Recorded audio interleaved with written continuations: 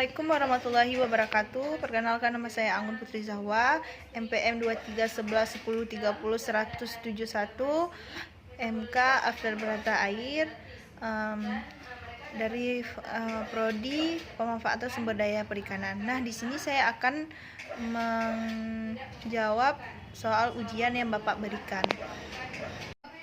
Yang pertama, jelaskan peran Berata Air dalam bidang kelautan, budidaya perairan, dan pemanfaatan sumber daya perikanan, sertakan contoh kasusnya. Nah, di sini saya akan menjawab pertanyaan nomor 1,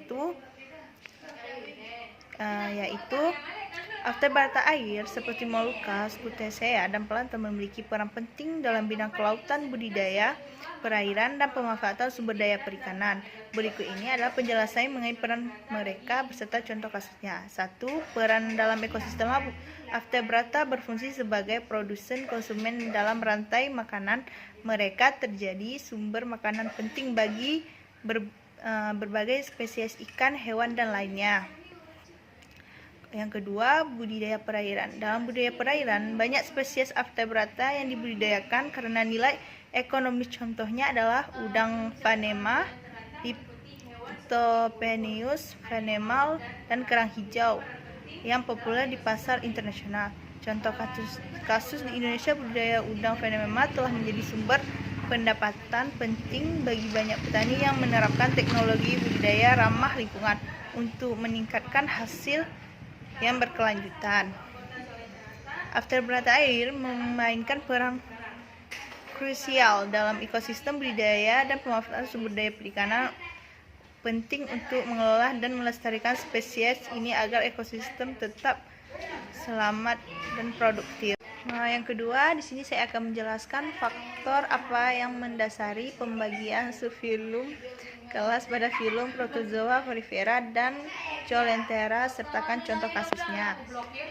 Kasusnya yaitu, sini saya akan menjawabnya. Pembagian subfilum atau kelas dalam filum Protozoa, Porifera, dan Coleothera didasarkan pada beberapa faktor termasuk morfologi, cara reproduksi, habitat, dan siklus hidup. Faktor pembagian morfologi: struktur sel protozoa terbagi, cara penggerakan, dan contoh kasusnya amebozoa, lanjutan amebozoa pentoa, dan chilipora. Yang kedua, faktor pembagian morfologi dan anatomi, habitat, dan kebiasaan hidup.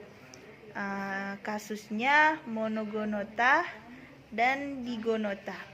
Yang ketiga, faktor pembagian morfologi dan jenis tentakel dan metode reproduksi. Contoh kasusnya heterozoa, scyphozoa. Pembagian ini memudahkan pemahaman mengenai keragaman dan adaptasi dari setiap kelompok organisme tersebut.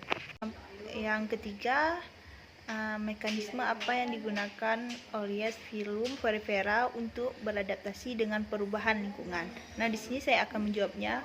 Filum Porifera memiliki beberapa mekanisme untuk beradaptasi dengan perubahan lingkungan.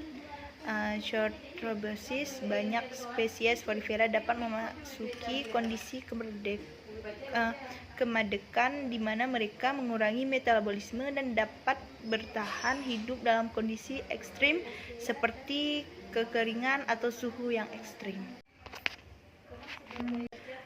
Yang keempat, sebutkan jumlah manfaat positif dampak negatif organisme dari filum Coleothera bagi lingkungan perairan.